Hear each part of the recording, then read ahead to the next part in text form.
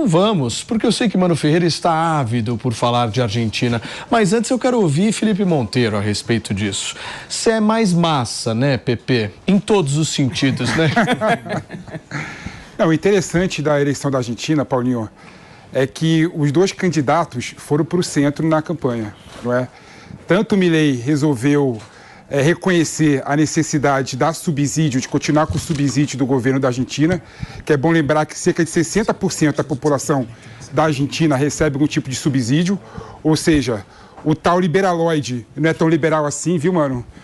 Então ele resolveu manter o subsídio da Argentina, e o Massa também resolveu ter uma política mais austera em relação ao déficit fiscal e por aí vai. Então é bom lembrar que os dois candidatos da Argentina, tanto o Milei quanto o Massa, são candidatos de direita, né? Eu vejo que tem pessoal que tem torcida no Brasil da esquerda para o Massa, torcida da direita para o Milei, mas é bom lembrar que o Massa sempre foi um político de direita. Nas eleições, por exemplo, do Macri, que derrotou o kirchnerismo, né? Um dos apoiadores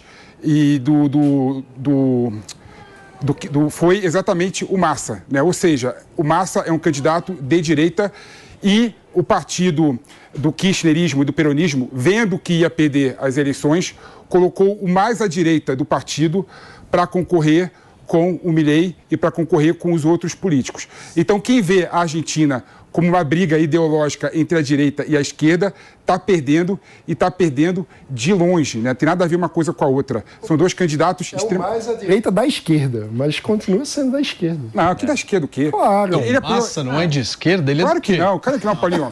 Ele é do quê? É um peronista. Fazendo paralelos com o Brasil. Marina Silva apoiou a Aécio em 2014. Ela virou de direita. Assim, é um petista de direita. Não. Se fosse no Brasil, seriam falar, é um petista, mas é de direita. Seria mais ou menos isso. Como que o cara é Ele estava no governo, se você pegar, por exemplo, a trajetória do Massa, você vai ver que toda a trajetória dele foi de partido de direita. A questão... Ele rompeu... Quando a Kirchner foi eleita presidente da República, chamou ele para ser chefe de gabinete, ele não durou um ano. Ele pode ser considerado... Ele não durou um ano, saiu do governo da Kirchner e resolveu apoiar o candidato que ganhou as eleições, o Macri. Né? Ou seja, o que a gente poderia compará-lo seria mais ou menos com um centrão, que ele pode ser de direita ou de esquerda, ele é mais da conveniência. Ele é chamado, inclusive, de camaleão político, na verdade, que ele vai se moldando. Ele pode, vez ou outra, estar mais próximo da esquerda, vez ou outra, estar mais próximo da direita, mas não dá para cravar que ele é um político de direita. Não tem. Se ele fosse de direita, não seria peronista, não seria integrante o prefeito de Buenos Aires, por exemplo, é muito mais à esquerda do que o Massa, e ele estava apoiando a candidata que foi derrotada. Mas eu quero entender o seguinte, Lu, o Milei falou, já teve algumas falas que chamaram bastante atenção, inclusive uma aqui no Brasil, de que não iria se relacionar com o presidente Lula se ele fosse eleito. O que significa isso para nós? A posição dele altamente contrária à esquerda e ao sistema político brasileiro.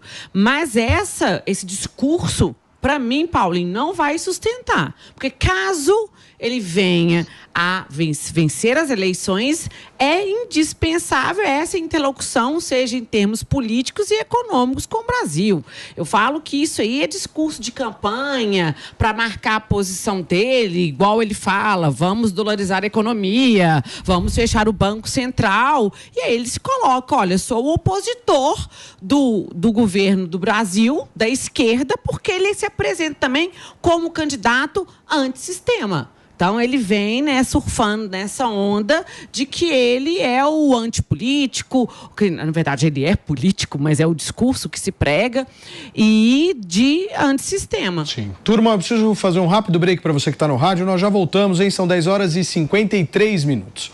Eu quero entender, eu entendo que ele é antissistema, uma visão mais antissistema, mas eu quero entender isso na prática. Por exemplo, quando ele fala que não vai ter relações com a China comunista, como é que faz isso? Vai sair do minha bravata isso. Né? Essas coisas são bravatas. Do ponto de vista prático, esqueça a ideologia. Vamos pensar do ponto de vista prático. É impossível sustentar essas propostas dele. Então acaba tendo muita bravata nessa história. A situação na Argentina é muito curiosa. Porque você tem um político que é o ministro da Fazenda de um governo que entregou inflação e pobreza prometendo que vai ser responsável. E você tem um político que fez a carreira como anti-establishment, agora tentando convencer que, como presidente, vai ser capaz de governar conversando com os políticos que ele chama de casta de parasitas. Ou seja, os dois tentam prometer coisas que vão contra a natureza da trajetória política deles até agora. A situação na Argentina é muito desesperadora, na verdade, porque não se sustenta. O que você acha, Mi? Olha, o Mano falava aqui, eu só concordava, porque é exatamente isso, né? A gente tem aí duas situações que cada um está tentando vender aquilo que nunca foi capaz de conseguir fazer, e é inviável, gente, na prática. Quem entra na política vai ter que ser político, vai ter que negociar com o outro lado. Parte de ser político é exatamente ter que negociar com a sua oposição, com as pessoas que não concordam. Eu acho esses discursos, né, que a gente está vendo, a sociedade inteira está assim, seja em política, seja qualquer outro assunto. No Rio Grande do Sul, a gente fala muito que tudo virou Grenal, né, que é Grêmio contra o Inter, lá, que são os dois times principais do Rio Grande do Sul. Então, tudo é nós contra eles. E isso, na prática, não funciona, porque tem que conviver, vai ter oposição, independente de quem for eleito, vai ser eleito com metade do país que não votou neles, que não apoia eles, e tem ali dentro do sistema político diversas pessoas que também não concordam e não apoiam suas políticas. Então, não tem essa de não vai negociar com China, não vai negociar com o Brasil.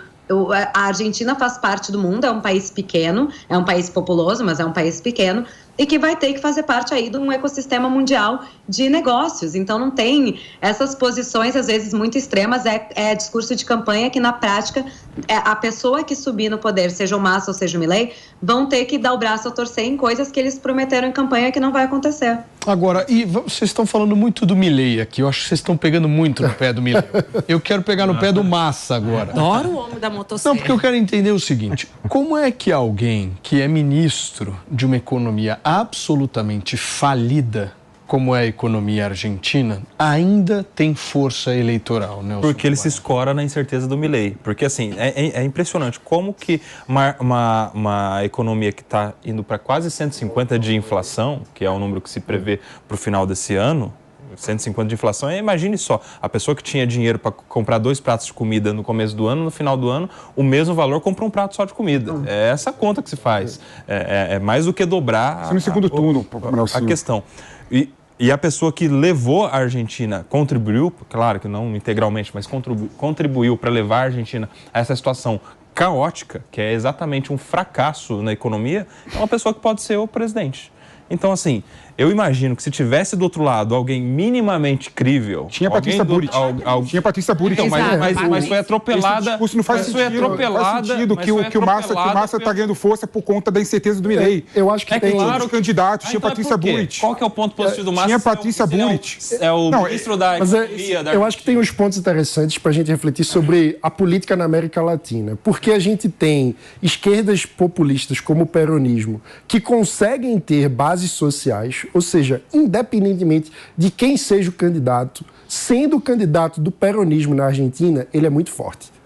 Por quê? Porque há uma conexão histórica com bases sociais que foram construídas. Base social aí é grupo de apoio na base da sociedade que sustenta aquele grupo político. Isso é um ponto. E as oposições às esquerdas na América Latina, tradicionalmente, têm muita dificuldade de construir uma conexão social dessa mesma forma. Então, muitas vezes, as alternativas ao populismo de esquerda acabam sendo muito contextuais. Então, a pessoa consegue ser eleita porque faz oposição à esquerda mais do que porque tem uma base social sua. Então, o que acontece no caso da Argentina? A gente já... Deixa eu só receber quem nos acompanha pelo rádio. Maninho, são 10 horas e 57 minutos. Para você que chegou agora, a gente está repercutindo um pouco do que pode ou não acontecer neste domingo lá na Argentina. E eu estava dizendo que há um protagonismo do peronismo na política argentina e